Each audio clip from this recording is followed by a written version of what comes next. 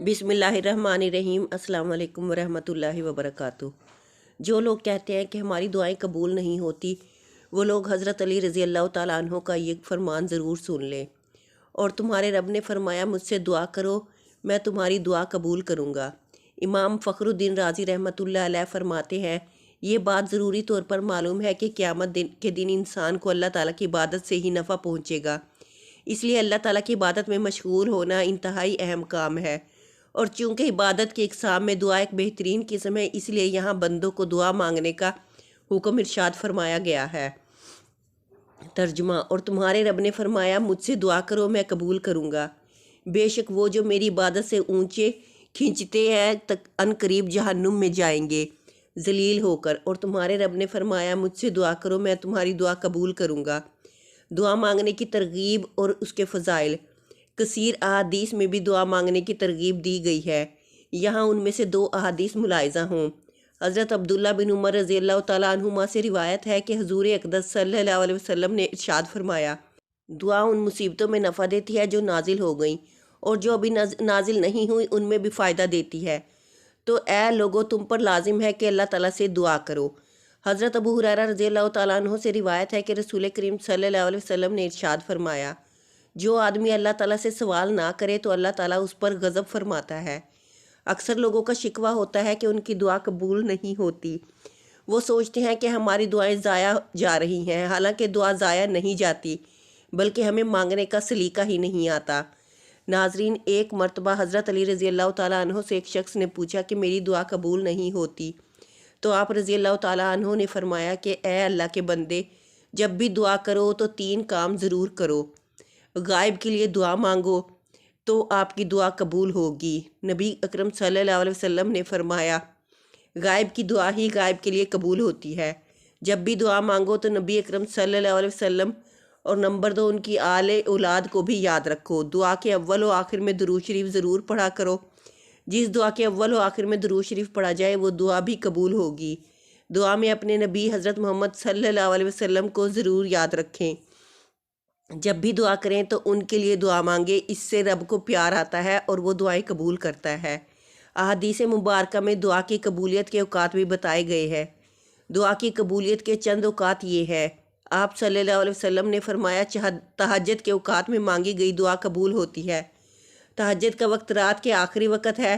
اس وقت لوگ خواب غفلت میں ڈوبے ہوتے ہیں، کچھ لوگ گہری نیند میں مست ہوتے ہیں اور کچھ اس وقت ہی سونے کی تیاری کر رہے ہوتے ہیں اور آنکھیں نیند سے بوجھل ہوتی ہیں۔ اس وقت جب کوئی بندہ میٹھی نیند قربان کر کے اپنے رب کی بارگاہ میں کھڑا ہوتا ہے اور دعا مانگتا ہے، رب کے حضور گڑ گڑاتا ہے اور فریاد کرتا ہے، تو حدیث کے مطابق اس کا رب اس کی دعا ضرور سنتا ہے اور بندے کی جائز خواہشات کو ضرور پورا کرتا ہے۔ تہجد کی نماز لاڈلی نماز ہے، اس وقت جو دعا مانگی جائے وہ ضرور قبول ہوتی ہے۔ یہی وہ وقت ہوتا ہے جب اللہ تعالیٰ آسمانی دنیا پر آ کے کہتا ہے کوئی مجھ سے مانگنے والا کہ میں اسے عطا کروں، کوئی رزق کا طالب کہ میں اسے رزق عطا کروں، کوئی مغفرت کا طالب کہ میں اس کی مغفرت کروں۔ اس وقت جو لوگ جاگ رہے ہوتے ہیں، اپنے رب سے مانگ رہے ہوتے ہیں، ان کی مرادیں پوری ہو جاتی ہیں، اور جو سوئے ہوتے ہیں وہ شکوہ کرتے رہ جاتے ہیں کہ اللہ ہماری دعائیں سنتا ہی نہیں۔ دوسرا وقت سجدے کا ہے۔ سجدے کی حالت میں مانگی گئی دعا قبول ہوتی ہے۔ انسان کے لیے سب سے مشکل کام کسی کے سامنے جھکنا ہوتا ہے۔ عزت دار لوگ کسی کے سامنے نہیں جھکتے، وہ پیشانی کو جھکانا ذلت سمجھتے ہیں۔ وہ جان دے دیتے ہیں مگر کسی کے سامنے گردن نہیں جھکاتے۔ جس وقت انسان سجدے کی حالت میں ہوتا ہے، اس پل میں وہ اپنے جسم کا سب سے بلند اور محترم عضو یعنی پیشانی کو اللہ کی بارگاہ میں جھکا کر زمین سے ٹیک رہا ہوتا ہے۔ اللہ کو اپنے بندے کی یہ عاجزی اتنی پسند آتی ہے کہ وہ اپنے بندے کی اس حالت میں مانگی گئی ہر دعا پوری کر دیتا ہے۔ جھکنا اللہ تعالیٰ کو پسند ہے، جو جھک گیا وہ مراد پا گیا۔ تیسرا وقت اذان کا ہے۔ اذان کے دوران مانگی گئی دعا قبول ہوتی ہے۔ اذان سے مراد وہ پکار ہے جو اللہ کی جانب سے اس کے حکم سے انسانوں کو نماز کے لیے پکارتی ہے۔ اذان نام ہے کامیابی کا، اذان پکارتی ہے آئیے کامیابی کی طرف۔ جب انسان اللہ کے اس بلاوے پر لبیک کہتا ہے اور اس کا جواب دیتا ہے تو اس وقت اللہ نہ صرف انسان کی دعا سنتا ہے بلکہ اس کو پورا بھی کرتا ہے۔ چوتھا اور بہترین وقت فرض نماز کے بعد کا ہے۔ فرض نماز کے بعد جو دعا مانگی جائے وہ قبول ہوتی ہے۔ اللہ نے انسان پر دن میں 5 نمازیں فرض کی ہیں۔ ہم نے فرض کی ادائیگی کی اور بھاگ نکلے، نہ اللہ کو یاد کیا اور نہ ہی کچھ مانگا، جلدی سے آئے اور جلدی سے نکل گئے۔ یہ اہتمام کا وقت ہوتا ہے۔ اس وقت جو دعا مانگی جائے وہ قبول ہوتی ہے۔ 5واں وقت بارش کے بعد کا ہے۔ بارش کے بعد جو دعا مانگی جائے وہ دعا بھی قبول ہوتی ہے۔ بارش اللہ پاک کی رحمت ہے۔ بارش پیاسی زمین کو سیراب کرتی ہے۔ بارش بنجر زمین کو لہلہاتے سبزے سے بھر دیتی ہے۔ بارش مردہ زمین میں روح پھونک دیتی ہے، بند چشمے جاری کر دیتی ہے۔ اللہ کی ہر مخلوق کے لیے خوشی اور راحت کا سبب بن کر برستی ہے۔ ایسے وقت میں اللہ تعالیٰ انسان کی دعاؤں کو قبول فرماتے ہیں۔ رحمت کے موقع پر رحیم کو یاد کیا جائے تو وہ ضرور سنتا ہے۔ 6واں وقت سفر کا ہے۔ سفر کے موقع پر کی گئی دعا بھی قبول ہوتی ہے۔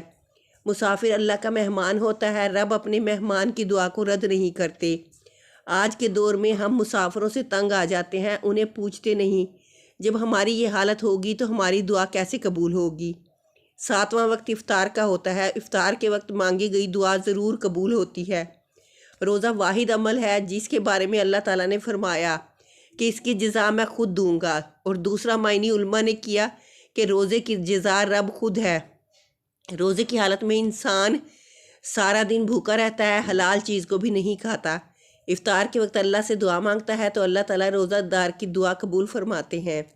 ہمیں دعا مانگنی چاہیے، دعا ضائع نہیں جاتی۔ ندامت اور عاجزی بھی ہونی چاہیے۔ عاجزی اللہ کو پسند ہے۔ رونے والی آنکھ بھی اللہ کو پسند ہے۔ ہم رو کر مانگیں گے تو اللہ ضرور سنے گا۔ حضرت موسیٰ علیہ السلام کے دور میں قحط آیا، بارش نہیں ہو رہی تھی۔ لوگوں نے حضرت موسیٰ علیہ السلام سے دعا کا کہا۔ آپ نماز پڑھنے گئے، دعا مانگی تو اللہ کی طرف سے جواب آیا، اے موسیٰ، آپ کی مجلس میں ایک ایسا شخص بیٹھا ہے جو میرا نافرمان ہے، وہ جب تک اس مجلس سے اٹھ نہیں جاتا تب تک بارش نہیں ہوگی۔ حضرت موسیٰ علیہ السلام نے اللہ تعالیٰ کی بات مجمع میں بتائی کہ جو بھی خدا کا نافرمان ہے وہ اٹھ جائے تاکہ بارش ہو۔ کوئی نہیں اٹھا۔ دوسری بار کہا تب بھی کوئی نہیں اٹھا۔ تیسری بار کہا تب بھی کوئی نہیں اٹھا۔ یہ جو نافرمان شخص تھا اس نے ہونٹ ہلائے بغیر دل ہی دل میں اللہ تعالیٰ سے دعا مانگی اور اللہ تعالیٰ نے معاف کر دیا۔ کوئی اٹھا بھی نہیں اور بارش ہو گئی۔ حضرت موسیٰ علیہ السلام نے اللہ سے پوچھا کہ یہ کیا ہے؟ تو اللہ تعالیٰ نے فرمایا کہ اس نے مجھے راضی کر لیا ہے، سچے دل سے معافی مانگی ہے، میں نے اسے معاف کر دیا اور اس کی دعا سن لی۔ ناظرین، ہمیں اللہ تعالیٰ سے سچے دل سے معافی مانگنی چاہیے۔ دعا ضائع نہیں جاتی۔ ہمیں دعا مانگنے کا سلیقہ ہی نہیں آتا۔